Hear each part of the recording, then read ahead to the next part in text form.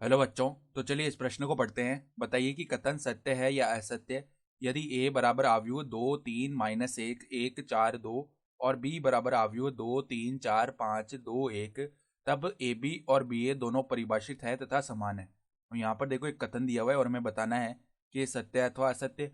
तो प्रश्न में आगे बढ़ने से पहले इस प्रश्न से संबंधित जो मुख्य उदाहरण है उसकी हम चर्चा कर लेते हैं। तो देखो मुख्य उदाहरण,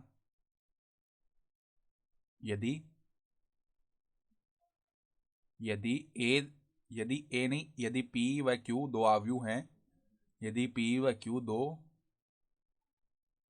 आव्यूह हैं आव्यूह हैं तो यदि पी क्यू परिभाषित है, यदि यदि पी क्यू परिभाषित है यदि पी क्यू परिभाषित है तो इसका अर्थ क्या होगा? जो पी में स्तंभों की संख्या है, पी के स्तंभों की संख्या वो किसके बराबर आएगी? क्यू की पंक्तियों की संख्या के बराबर, बराबर क्यू की पंक्तियों की संख्या। ठीक है। अगर P के स्तंभों की संख्या Q की पंक्तियों की संख्या के बराबर आएगी तभी क्या होगा? PQ परिभाषित हो सकता है। तो अब देखो हमें बताना है कि AB जो है और BA है वो दोनों परिभाषित है और समान है। तो पहले देखो जो A की कोटि है, A हमारे पास में देखो क्या दिया हुआ है, A ये आव्यूह है 2 3 - 1 1 4 2। ठीक है। तो इसकी जो कोटि है इसमें दो पंक्तियां तीन स्तंभ है तो इसकी कोटि 2 × 3 हो गई। फिर देखो B जो आव्यूह है वो क्या है? ये हमारे पास में 2 3 4 5 2 1। तो इसकी कोटि क्या हो जाएगी? 3 × 2 हो जाएगी। तो देखो हम देख पा रहे हैं कि ए में जो स्तंभों की संख्या है वो 3 है और बी में जो पंक्तियों की संख्या है वो 3 है। तो हम क्या कह सकते हैं? अतः अतः ए बी परिभाषित है, क्योंकि ए में जो स्तंभों की संख्या है वो बी की पंक्तियों की संख्या के बराबर है। ठीक है। तो ए बी परिभाषित हो गया। फिर देखो अगर हम बी ए की बात करें तो जो बी में स्तंभों की संख्या है वो ए में पंक्तियों की संख्या के बराबर होनी चाहिए तभी बी ए परिभाषित होगा। तो देखो बी में जो स्तंभों की संख्या है वो 2 है और ए में पंक्तियों की संख्या भी 2 है। तो यहां से हम क्या बोल सकते हैं? बी ए भी परिभाषित है, बी ए भी परिभाषित है। ठीक है। तो अब देखो ए बी और बी ए निकाल लेते हैं हम, अगर परिभाषित है तो ए बी निकालेंगे पहले। तो वो किसके बराबर आएगा? यहाँ पर ए क्या है? 2 3 - 1 1 4 2 गुणा में देखो जो बी ए है वो क्या है? 2 3 4 5 2 1। ठीक है। तो यहाँ पर इनका हम गुणा करेंगे तो 2 × 2 का एक आव्यूह आने वाला है हमारे पास। ठीक है। तो कैसे गुणा करेंगे? जो ए की पंक्ति है वो बी के स्तंभों से गुणा होंगी और संगत अवयव गुणा होकर जुड़ते जाएंगे। ठीक है।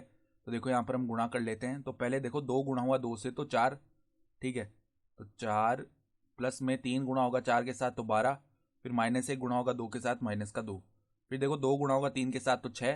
3 गुणा होगा 5 के साथ तो प्लस में 15। फिर -1 गुणा होगा 1 के साथ -1। फिर देखो 1 गुणा होगा 2 के साथ तो 2। फिर 4 गुणा होगा 4 के साथ तो 16।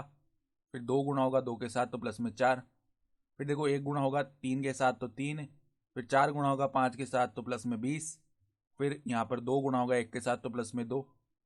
अर्थात जो ए बी का मान है वो क्या आ जाएगा? ए बी बराबर में आ गया हमारे पास में किसके? यहाँ पर देखो 4 + 12 हो गया 16, 16 - 2 14 हो गया। तो ये तो गया 14।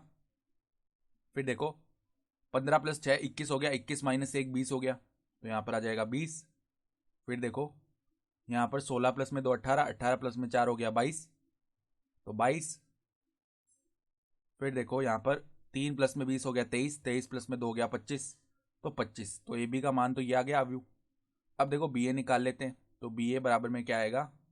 बी जो आव्यूह है वो किसके बराबर है? बी आव्यूह हमारे पास में 2 3 4 5 2 1। तो 2 3 4 5 2 1 गुणा में जो ए आव्यूह है वो देखो क्या है हमारे पास? 2 3 - 1 1 4 2। तो 2 3 - 1 1 4 2। ठीक है। तो इसकी जो कोटि है वो क्या है? 3 × 2 और इसकी कोटि है 2 × 3। ठीक है। तो इनसे जो अवयव आएंगे हमारे पास, इनमें देखो जो बी के स्तंभों की संख्या है वो 2 है, और ए में जो पंक्तियों की संख्या है वो 2 है। तो यहाँ पर इनसे जो अवयव आने वाला है वो 3 गुणा 3 का आएगा। ठीक है, तो 3 गुणा 3 का अवयव आएगा, तो इनका गुणा कर लेते हैं हम। कैसे करेंगे, देखो गुणा, पहले 2 गुणा हुआ 2 के साथ, तो यहाँ पर आएगा 4, फिर 3 गुणा होगा 1 के साथ तो प्लस में 3, फिर देखो 2 गुणा होगा 3 के साथ तो 6, फिर 3 गुणा होगा 4 के साथ तो प्लस में 12, फिर देखो 2 गुणा होगा -1 के साथ तो -2, 3 गुणा होगा 2 के साथ तो प्लस में 6। ठीक है, फिर देखो यहाँ पर 4 गुणा होगा 2 के साथ तो यहाँ पर 8, और 5 गुणा होगा 1 के साथ तो प्लस में 5, फिर 4 गुणा होगा 3 के साथ 12, 5 गुणा होगा 4 के साथ तो 20, फिर 4 गुणा होगा -1 के साथ तो -4, 5 गुणा होगा 2 के साथ तो प्लस में 10, फिर 2 गुणा होगा 1 के साथ, नहीं 2 गुणा होगा पहले 2 के साथ तो यहाँ पर 4, फिर 1 गुणा होगा 1 के साथ तो प्लस में 1, फिर देखो 2 गुणा होगा 3 के साथ तो 6, फिर 1 गुणा होगा 4 के साथ तो प्लस में 4, फिर 2 गुणा होगा -1 के साथ -2, 1 गुणा होगा 2 के साथ तो प्लस में 2। तो यहाँ से देख पा रहे हैं हम बी ए का जो मान है वो किसके बराबर आएगा, 7, 18, यहाँ पर 4, यहाँ पर 13, यहाँ पे कितना हो गया 32, यहाँ पे हो गया 6, यहाँ पे हो गया 5, यहाँ पे हो गया 10, और यहाँ पर 0। तो स्पष्ट रूप से हम देख पा रहे हैं कि ए बी का जो मान है वो बराबर नहीं है बी ए के। ठीक है, तो हम क्या बोल सकते हैं कि ए बी और बी ए दोनों परिभाषित तो होंगे लेकिन समान नहीं होंगे। ठीक है, तो जो दिया हुआ कथन है वो तो असत्य हो गया। परिभाषित तो हो रहे हैं ए बी और बी ए दोनों, लेकिन समान नहीं हो रहे। तो दिया गया कथन अतः दिया गया कथन असत्य है। अतः दिया गया कथन असत्य है। ठीक है, तो यही हमारा उत्तर भी हो गया। तो आशा करता हूँ कि आपको ये प्रश्न समझ में आया होगा। धन्यवाद।